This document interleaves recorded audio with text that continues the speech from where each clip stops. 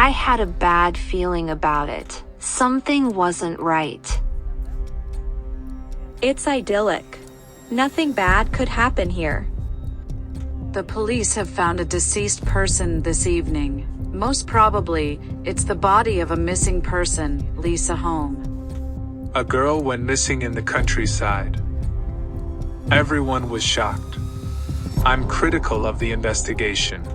After her disappearance following a shift at a cafe in Blomberg, 17-year-old Lisa Holm was found dead. 3 months after Lisa Holm's body was found in a tool shed close to the barn, her family and friends were in attendance as the trial began on Wednesday morning at Skaraborg District Council in central Sweden. The prosecution admitted that the case had a sexual motive. How did the DNA evidence identify Lisa Holm's killer? Join us as we highlight just how this case unraveled. Lisa Holm lived with her family in the small Swedish town of Skovde, where she was born. She was compassionate and enjoyed spending time with her friends, listening to music and playing with animals. Everyone who knew Lisa described her as an amazing girl with a heart of gold, so knowing her was simply to love her. Lisa was always there for her friends. More importantly, she had many plans for the future. You see, Lisa had just finished high school and started a new job at a cafe in Blomberg. The cafe was just a 45-minute drive from her hometown and was only intended to be a summer job before she eventually continued studying social sciences in college. Her father even bought her a moped as a graduation present. With her new moped, Lisa had some measure of autonomy and would be able to travel independently to her new job.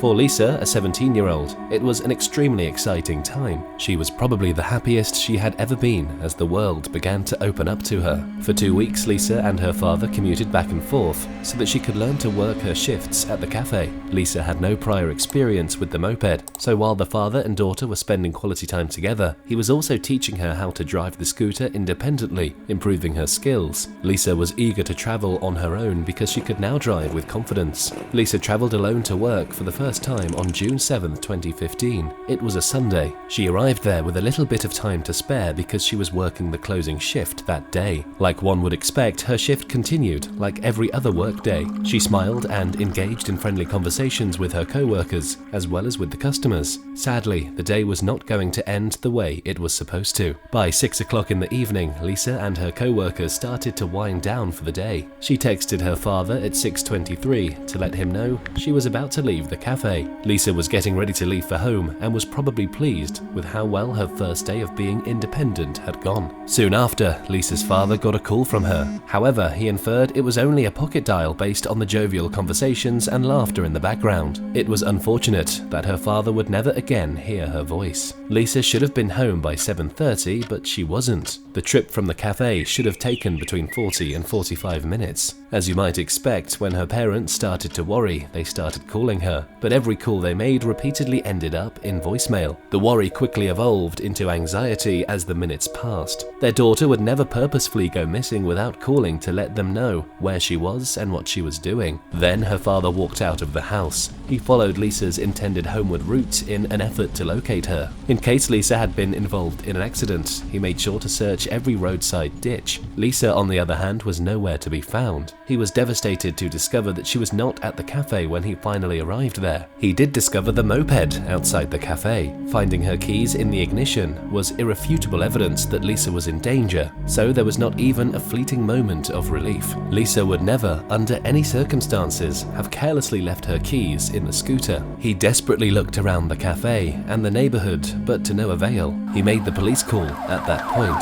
The police arrived and started a quick investigation. They combed the area for any signs of the missing girl and questioned locals who knew Lisa, but no one was very helpful. The police knew they were looking at a case of abduction and not a runaway because of her father's testimony. They searched the neighborhood with the aid of police dogs. They noticed an odd and suspicious-looking barn across from the cafe, but did not discover anything. In an effort to elicit any information that might aid the search, they then started knocking on doors of nearby residents, but there were no leads at all. The search continued throughout the night and into the morning of Monday, June the 8th. The police issued a statement to alert the public that a teenage girl was missing following a fruitless overnight search. At the time, Lisa's name was kept a secret because officials believed they had already provided the public with all the information necessary for them to support the investigation. Police learned a disturbing fact later that day. They discovered a moped glove in the same strange barn next to the cafe. The glove was proven to be Lisa's after testing. How did this glove turn up the following day when this was the same barn that the police and the search dogs had searched the previous nights? The landlord of the area had turned it in and reported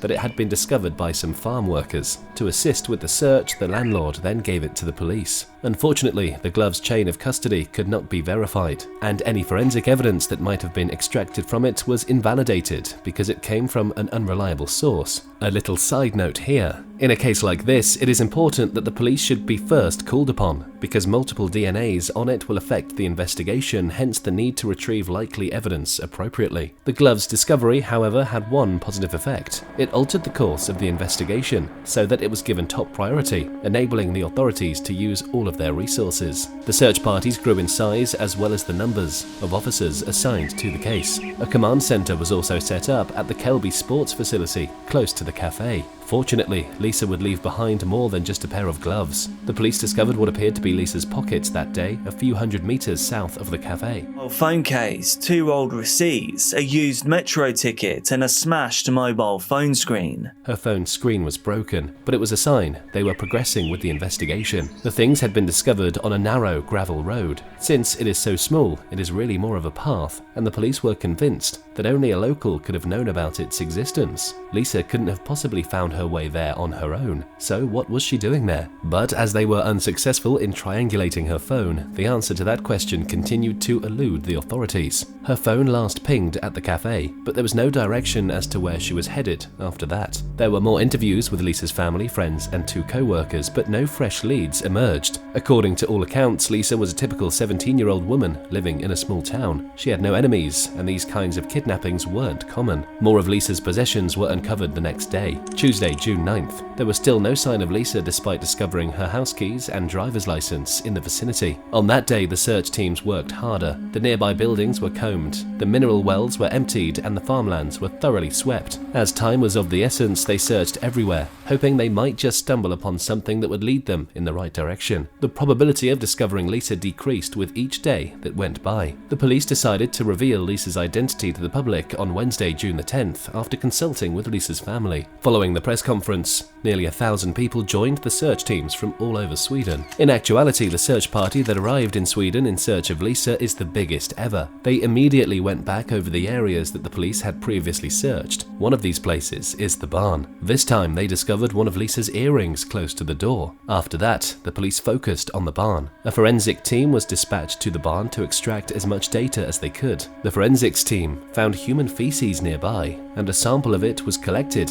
because it was thought to actually belong to the person who had vanished with Lisa. It's possible that the offender was getting such a huge adrenaline rush from whatever he was doing that he felt the overwhelming urge to ease himself. If this was the case, the investigators knew that Lisa must have suffered an unmotivated crime committed purely for the thrill of it. The forensic investigators extended the search to a 5-kilometer radius after determining a reason to concentrate on the barn. Numerous farms and houses can be found in the area, but the case moved forward when investigators arrived at a Martorp farm just a few kilometers from the cafe. 2 men entered the farm with a car and drove through the farm. The investigators were told that the farm had already been looked over by them. The search party volunteers immediately became suspicious of the comment, which was essentially a "don't waste your time" statement, and they reported it to the police. They carried on their investigation on the farm after the police showed up. Under some twigs and vegetation, they discovered Lisa's jacket, her helmet, and her headphones. They discovered an outdated wooden trailer on the property after some more digging. Nearby was an old wooden trailer or work shed that looked like it had been recently accessed. The long grass leading up to it was flattened or pushed down.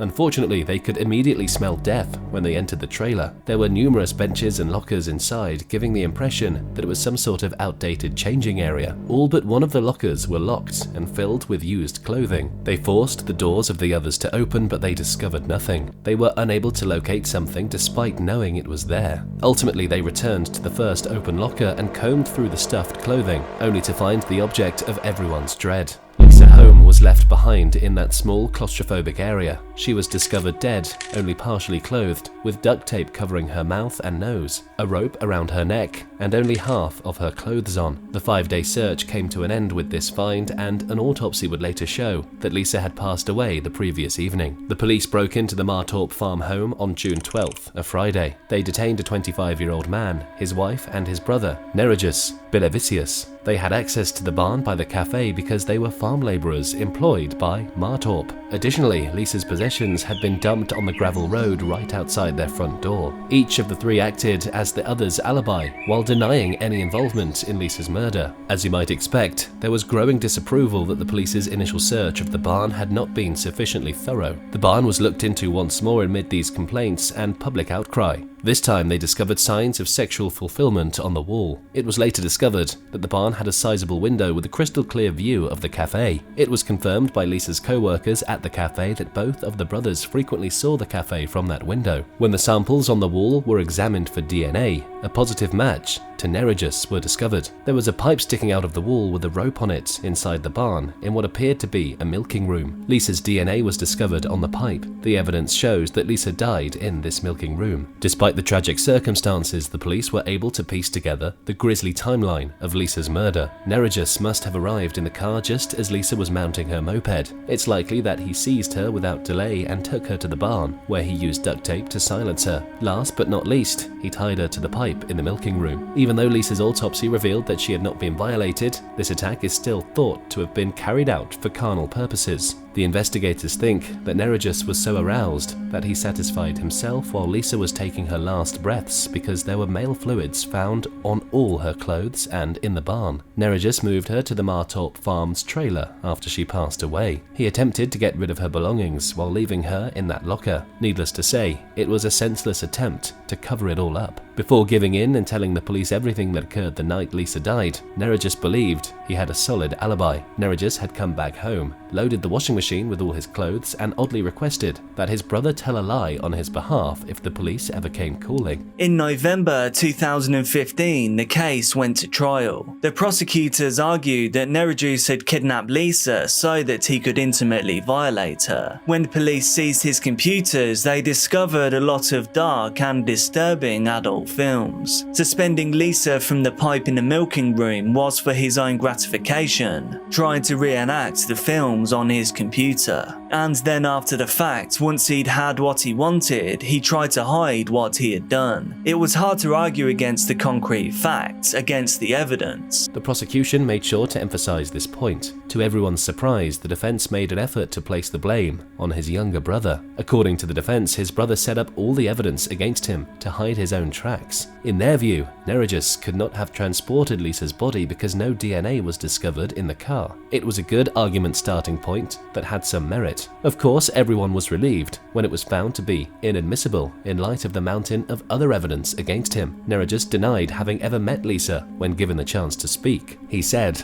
"I have never met this girl. I have only ever seen her picture. I share their suffering because I am aware of how difficult it must be for the family. But none of these things mattered because his DNA was found all over Lisa, and nowhere near the crime scene was his brother's DNA discovered. Her family wanted to know why. According to the Holmes' attorney, Tore Brandtler, all the family wanted to know was why. Why did this have to happen to Lisa? She testified in court on Wednesday that the student was a good girl who was typically reserved and cautious. She was not likely to have entered the barn on her own volition, either by coercion or seduction. She ended up there," Brandtler continued. Despite his blood being found on Holmes' coat and on a piece of rope, the 35-year-old defendant still denied any involvement in the crime. Although the barn contained his semen remnants, the defense had an argument to throw the evidence out. One of his attorneys, Inga Ronbach, claimed that he often masturbated in the structure where he occasionally worked. "We are aware that workplace incidents like this do occur occasionally." The attorney also admitted to the court that he was embarrassed about it and that it had nothing to do with Lisa. The suspect was also sued by Lisa Holmes' family for 150,000 kroner,